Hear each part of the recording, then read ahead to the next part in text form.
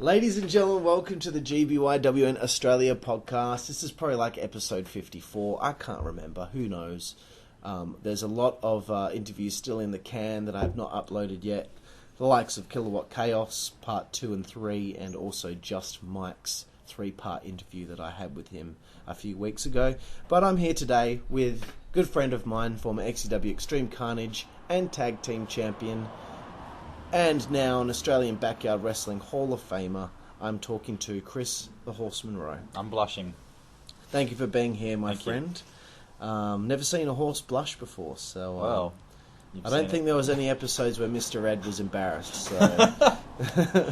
So, so here today. Now we've done part 1, Chris. Part 2 is the Q&A. So I've got a bunch of guys from WCWA and XCW, mostly XCW guys because, you know, WCWA dudes don't really know. I get a feeling a lot of these questions are going to be...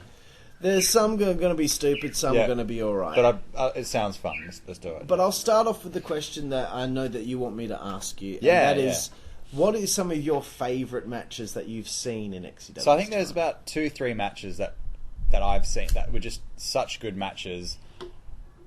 One of them, a really stupid match, but such an entertaining match, was Johnny V versus Scorcher at, I think it was One Night Only. Yeah. It was just the most ridiculous match, to them coming out saying, we're not only tag team partners, I think we have matching T-shirts, when it was a singles match against each other or something. We're not opponents now. Oh, yeah. We're a tag team. Yeah. They had... John had a plain pink singlet, and Lee had a plain yellow singlet. And then they just proceeded to beat the shit out of each other. Like, made no sense. And it was just such an entertaining match, like, from Lee trying to like launch himself off a cardboard box and stepping through it. Oh my god, that's so funny. What a dumb idea. Getting his head stuck to the floor. Yeah, pretending that his head got stuck in the And those guys, they understand each other so well, John and Lee, and it was just fucking hilarious. They always had such great matches. Yeah, but that match was just so funny and filmed and commentated so well. Like, as a match to watch back, it's very entertaining. It's excellent. Also from One Night Stand, was Diffuser and Just Mike. Oh, dude, such a good match. This whole nighttime event gave us the fuel to do this. Was so Mike's out there in the ring, you know, I think Diffuser's like not there and Mike's hassing you, Diffuser, where is he, sort of thing. Yeah. Lights go out. It's so WWE Kane sort of style, you know, as the lights go down. The lights come back on and there's Diffuser in the ring behind Mike to chokeslam him through, you know, a bunch of boxes. Yeah. And it was just like probably the biggest holy shit moment in XCW history ever, I reckon. Like, just holy shit, that was awesome. No one was expecting it. No one knew what the fuck was going to happen. It was awesome. But the other awesome thing about that was like the genuine concern that Mike had been injured after the chokeslam. Yeah. He took so long to get up, and Daniel Diffuser isn't the kind of guy to break character at all, really. You know, like. And Mike just took so long to get back up. Like, there was a genuine concern, for me at least, anyway, that like because he did pretend he hurt his... he pretended he hurt his shoulder. Well, like, you know, part of the thing was he'd hurt his shoulder, and like there was a genuine like, fuck, is he actually like? This is the first time I'd ever like in XW thought, wow, something's actually up. Do we need to like call someone? Do we need to do anything? And it was just like, and then when it turned out it was fake, and he turned around and smacked Diffuse with whatever it was that he smacked him with. Yeah. It was just like, no, this is another huge holy shit moment. Yeah, like, man, they really... Yeah. They got us. They had us, man. And that was just awesome on every level. And the third match was, I think it was Diffuser and Johnny V at Longroyd Arena. The last event? Yeah, Me, John, and Diffuser in a triple threat. Oh, yeah. That was an unreal match. Like, probably undoubtedly the three biggest superstars in XCW going at it. But the moment in that with diffuser chokeslamming Johnny V off the balcony, basically, through the steel cardboard boxes from a height of probably like 3 meters. Yeah, was it's pretty unbelievable. high, yeah. And it was like them walking on that balcony thing was scary because it was such shitty wood. You didn't know what was going to happen. I thought the wood was going to snap, but yeah, like it was an unreal match. And John's frog splash off the top of that great column. Oh man, we couldn't believe because we'd planned it, but we didn't know if John would be able to pull it off. Yeah, but he did. And so yeah, those 3 matches, if they're viewable online, you should check them out. Just unreal. Most of them are. Yes. Okay, Ryan Tate. He has said at first. He said if you could pick any 5 guys in WCWA to wrestle, who would they be? But I said to him, I don't think he's going to know anyone because he hasn't been to a show before. Yeah. So he said then 5 people he would like to wrestle that he never got a chance to before. Well, you already said O Factor. Yeah. Is there anyone, you don't have to pick 5 because that's really pushing it, but... yeah, definitely O Factor. You know who I really would like to wrestle because I think it would be like, in terms of like weight class affair match, is it Johnny English from... Oh, Johnny Wimbledon. Johnny Wimbledon from ABYW. Yeah. Like, he's a little scrawny dude, like me. I think that would be an awesome match. And probably, like, I never had a chance to wrestle some of the guys in XW before my time, like Homicide and stuff like that. And I wasn't really around before that time. It would have been cool to have some matches with those guys who were there. Acid Rain. These are names that I know of, but you never really had a chance to battle. Hydro. Yeah. Because I remember we had that Johnny V's Top of the Crap tournament. Yeah. The winner of the crap tournament would face Johnny V at a pay-per-view caliber event, and you were supposed to wrestle Hydro in the finals. Yeah. Hydro wrestled Scorcher in the other semi-final. Scorcher was supposed to win, but for whatever reason, Lee decided to let Hydro beat him. So, whatever. But yeah, there's a bunch of guys from XCW's past. Lance Lightning, that would have been a great singles match too. Yeah. Nick Ariel. Chris, do you think that you could pull off a 6-month run in today's climate? Do you think you could adapt to an audience that hasn't grown up with you before?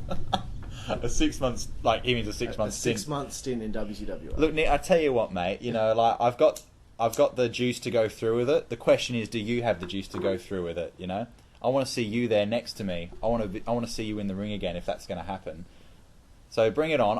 I'm open to the challenge, Nick, if that's what you're laying down. But are you open to the challenge? Well, there you go, Nick Ariel. Chris Rowe has laid out the challenge, 1-on-1. Have you got the balls? But within our 6 month stint, right? Within the 6 month so we can stint. train and stuff. Yeah. Look, I'd be keen to.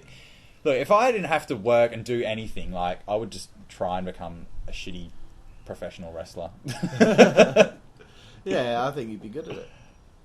It was definitely a dream, like, as a child, like, you dream about, wanting to be, a fucking astronaut or whatever, but, like, I wanted to be a wrestler, like, when I was a kid. Did you ever think, like, I would love to join APW one day? Yeah, but for me, more like watching WCW and WWE as a young kid was like, I wanted to be there, but, like, in the big leagues, that dream is so far beyond, like, I mean, even if you're an awesome wrestler, there's only so many people, it's the same with music and bands. Like, you can be a freaking awesome band, but there's just so many, like, and only some get picked, Yeah, exactly. Another one from Nick Ariel. Playing off kind of what we were just talking about. Chris, do you think you and I could sell a main event at WCW's biggest show of the year? There'd be some work to be done for sure. They'd have to definitely a bit of hype about it. Could we? I don't know. What's the seating capacity at WCWA? I don't know. 30. Maybe with the gap that we've left since we last met Nick, and maybe with the disappointment of our last meeting, maybe we could turn something around. For one, I would love to see that. Blade Shaw, have you checked out any of the WCW product, and if so, what are your thoughts? I have. Yeah, I mentioned it within the interview in part 1 earlier. I haven't been to an event, but I have watched quite a lot of stuff online. I've seen a few matches involving yourself, Aston, and a lot of other guys that I've never really heard of. But just the whole setup is awesome, like from the entry to actually having the proper steel barriers. to having a proper ring setup. Like the whole setup and product looks awesome, and I really do hope to get down March 12th. Excellent, see bro. the event. It'll be good. Question 2 from Blade. Was there anything during your tenure in XCW that you wish you could have accomplished which you didn't? Not really anything that I wish I'd accomplished, but I guess it just would have been cool, like I mentioned again as well, like to be able to develop the character a bit more, and I guess looking back at it, you know, being able to focus more on it, maybe, you know, and put more into it, you know, you always feel you could do better, I think, in general, and it would have been good, you know, maybe to just have my chops up a bit more and that sort of thing, Yeah. How about being XCW Heavyweight Champion? Would that be something that you might have wanted to have accomplished at one point? Well, yeah, sure, but, you know, that weight class might be out of my range, I don't know. Blade, if you could wrestle one guy from XCW one last time, who would it be and why? That's a really tough question. I think it would have to probably be a toss-up between Johnny V and Taser. I feel like I've had really good matches with those two before, and I feel like they're the people I could produce creatively and technically the best matches with. I think that would be the two. One of those two. I can't pick one out of the two. It's too hard to choose. So it'd have to be a flip of the coin. You know. Excellent. One of those two guys. Yeah. Cool, man. What are your thoughts on the evolution of Chris Rowe and backyard wrestling since Blade? The evolution of really Chris Rowe is like just the most retarded evolution. Like he came in like midway, like so late, like as a silly character development. You know, like I said, like not a huge substance to the background of Chris the Horseman Rowe. He's just a silly character like Norman Smiley. Yeah, just some guy, but a passionate and avid wrestler. You know. Yeah, I don't know. I don't really know how much better I can answer that. That is a difficult question to answer. And number 5, is there any, you know, if this is going to be a standard question throughout the rest of this, is there any chance of us seeing Chris Rowe in backyard wrestling again? I think there'll be a chance of you seeing me at WCWA, definitely at an event, whether it be as a viewer, participant, referee, you know, guest appearance on commentary, whatever, but I'll be there in some form, I believe. Yeah, some capacity, yes. Excellent. Nick Ariel. Chris, thoughts on Scott Mitchell? Scott Mitchell is a polarizing character. Now, Scott Mitchell, for those of you who don't know him, is a friend of the XCW group who was often at events, and is a very vocal crowd member, which was very much appreciated, chanting bullshit and drinking beer, doing what he did best, basically. Yeah. Very appreciative of his support and actually coming down to watch us when I don't think he had much interest in wrestling per se, but he was more there to have a good time and support his friends, which is awesome. Scott Mitchell, big ups to you. Maybe we'll see you in the ring one day. I don't know. No chance. Could you imagine that? It'd be awesome. Imagine, it would be funny. He's a pretty, you know, like sporty sort of guy. Yeah, you know? I mean, I'm sure he'd be fine. You know? Yeah. Actually, I do remember in grade 9, I did a little media project. Yeah. Right? And in this media project, it was a wrestling show. So there were 2 matches. The main event was me against Brett Stevenson. Brett Stevenson was called the Dominatrix. I was called Mr. Main Event. Yeah. So that was our main event. Norman was on commentary. But the match that started off the show, which was very heavily edited, it was like, do this, cut. Scott Mitchell, 1-on-1 with Ben Allen. Really? Fuck. Can't remember what Scott's name was, but I remember Ben Allen was called Dr. X. I feel like Scott Mitchell would have a similar character to the Horseman in terms of just ridiculousness, I think. Perhaps we could make a tag team. Who knows? Johnny B. Chris, what would your theme song be in WCWA? You can't use anything you've used in the past. Whoa. That's a tough one. What would my theme song be? that's not one that can be answered, I think, in like... That's a sit-down question that I will have to get back to you on, Johnny V.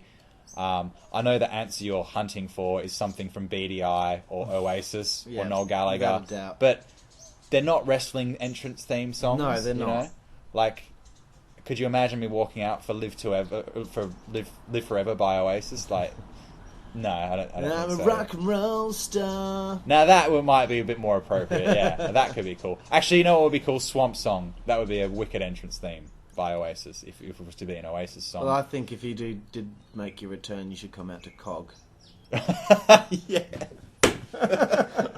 Yeah, I'll come out to our COG Anarchy, okay? The song's about the government and all its downfalls. And, John Howard? Nah. Hydro. Hey Chris, long-term listener, first-time questioner. Who did you fear most in XCW and why was it Hydro? Who did I fear most and why was it Hydro? Is that even a...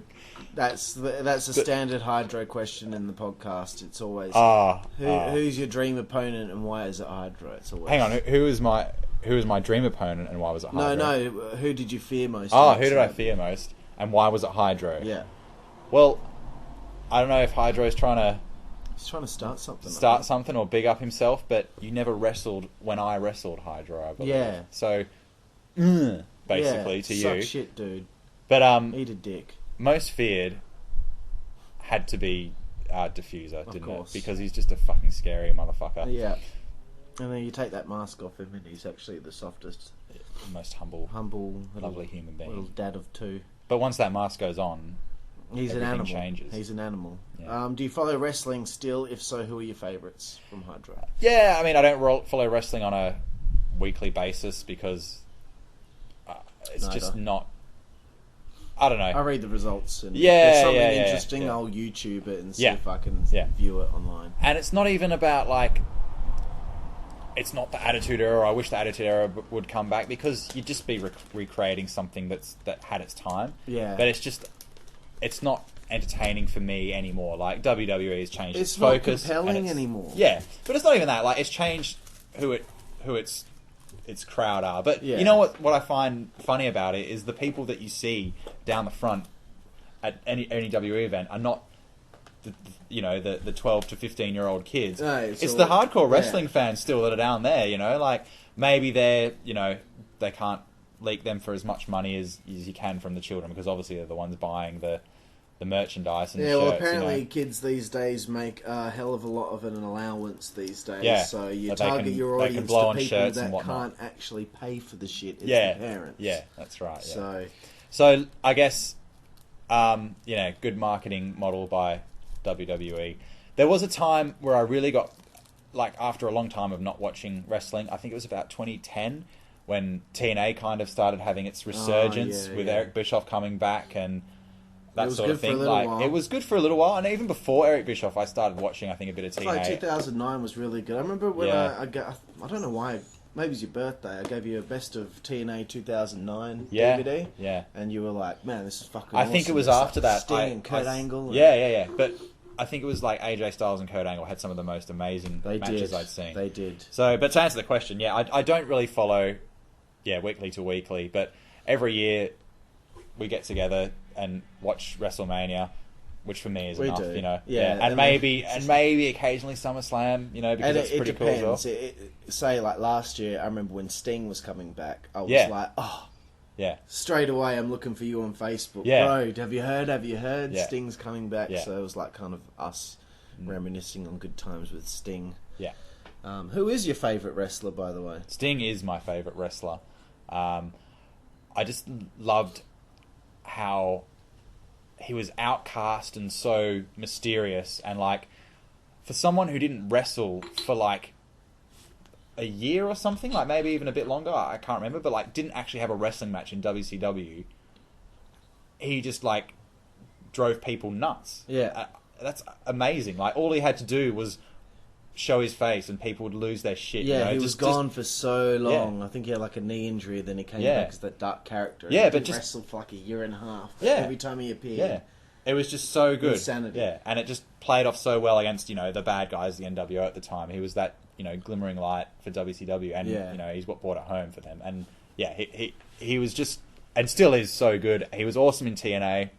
He was the flagship guy, and his comeback in WWE, it was cool to see. Like, it hasn't really been the most amazing thing since sliced bread, but it's cool to see him back and doing. It was cool just to see him. Just to see him in WWE was like, wow, this is epic. Finally happened. And I mean, I don't know what the latest is with him, if he's still around, if he is ever going to verse Undertaker. Neck. Oh shit. Well, that's the end of that. Then, I guess. He says he wants to do, when he gets the surgery and he fixes his neck, he wants to do one more and he'll be happy. Yeah. I think he's hoping against the Undertaker. Yeah. Which is what it should have been in the first place. Yeah. I know Triple H and Sting was cool to see, but it should have been Sting versus Undertaker as far as I'm concerned. Yeah. And the match with Seth Rollins, Night of Champions, that was cool, but that's where he broke his neck. So I don't think he needed to do that one. But good to know Sting's your favourite. That's great. He's always been one of my favourites too, although I am an NWO guy. Diffuser, who's the stiffest wrestler you've faced? It has to be probably Lance Lightning. Oh, Lance! Like, yeah, just a stiff guy. Yeah, gave you a hard hit. Like I said, if you're in a headlock with Lance Lightning, you're actually in a proper headlock. I think he just wanted to make it look real. Yeah, but it was awesome. Like he put everything into it. But just like the image I have of Lance Lightning is him like wielding a 2x4 around some event. But it was just so out of fucking control. Like it was like 5 meters long. It was huge. Like he didn't have control of it, but it was just swinging around everywhere, and he didn't give a shit basically. Yeah. But it was awesome to see. Yeah, he was a stiff opponent, but a good opponent. Definitely, yeah. Alright, Diffuser again. How's your arm reattached after Johnny V cut it off with the lawnmower?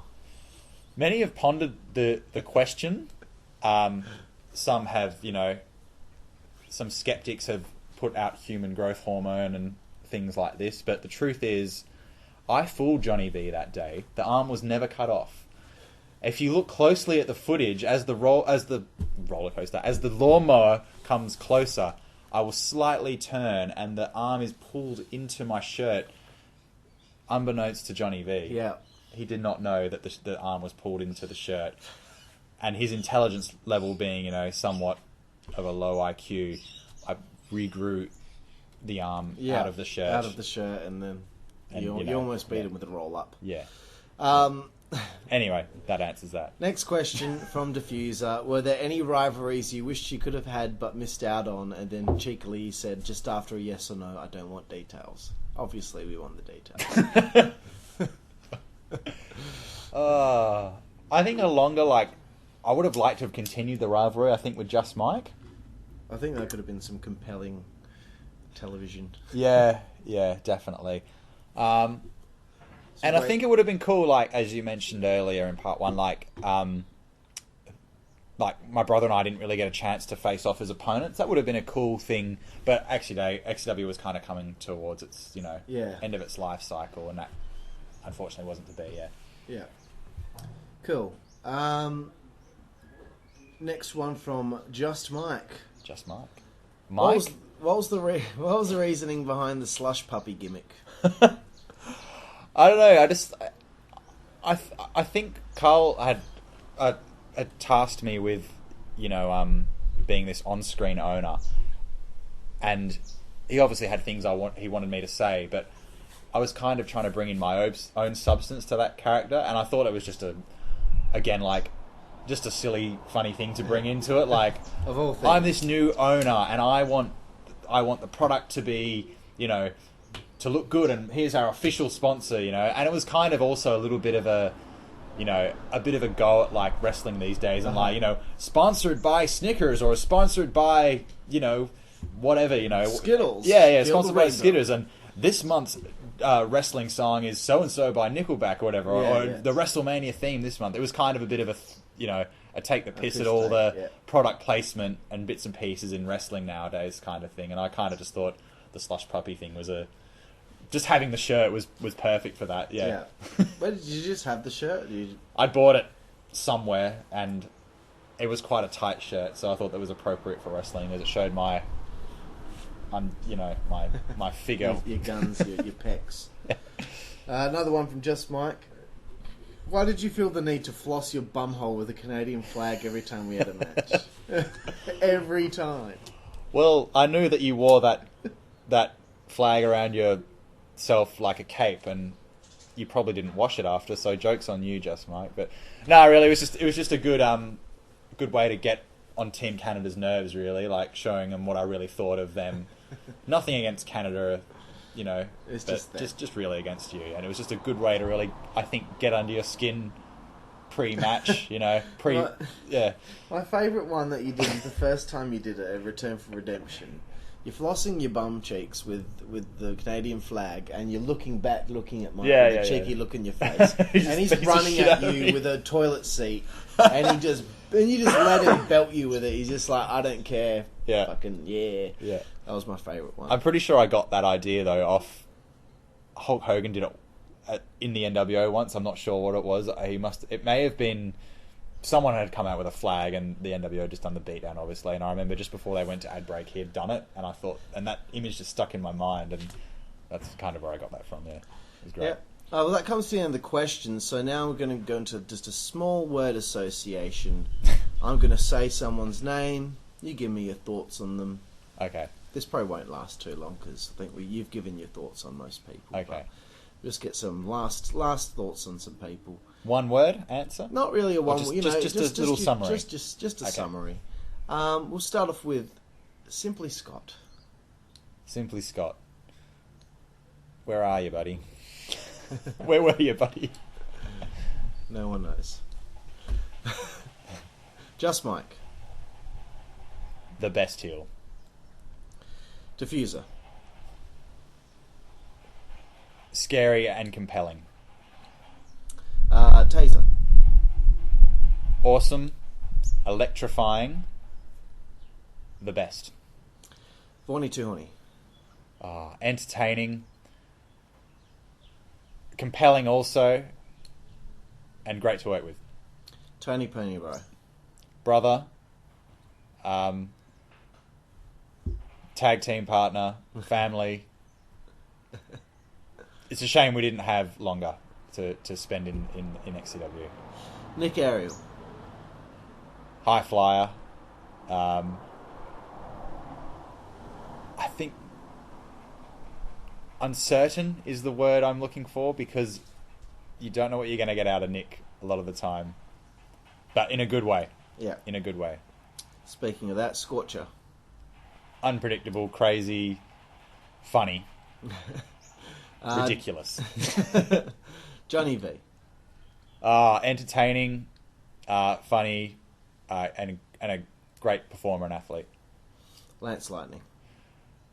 Brutal, brash, tough as nails. Blade Shaw.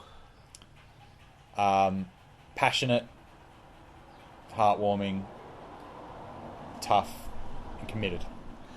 Aiku Man. Passionate also, and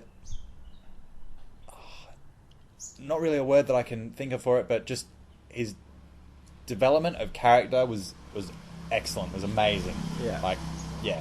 Really well thought out character development. Stacy. Sexy, amazing talent, and loyal.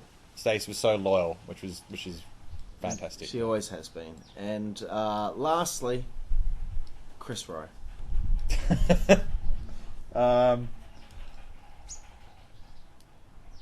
Silly, but thankful and happy to be part of XCW. To have been part of it. All right, Chris. Thank you very much for thank you so much, the interview. Really appreciate it. And thank you for all the memories and all the good times in XCW. Thank you. All right, so you can catch up with Chris Rowe if you want to head out sometime to a gig or something. You can see a band called the Midnight Mules. Yeah. Do you do a solo thing sometimes as well? Yeah, Chris Rowe Music, which you can look up. But look up on Facebook / the Midnight Mules, you'll find us. Yeah. Yeah, find the Midnight Mules. Chris the Horseman Rowe. He's been there. He's done it, and he's doing really well with music. And hopefully, as 2016 comes to a close and 2017 comes around, at some point Chris Rowe will come out of retirement. The comeback that everyone has been waiting for. This is like Sting. Sting never wrestled in WWE. Chris never wrestled in WCWA. Maybe we can make it happen. Watch this space, yeah. Thanks, Chris. Thank you. And thank you for listening to the GBYWN Australia podcast. That was part 2 of my interview with Chris Rowe. Thank you for listening, and I'll be with you next time. Cheers.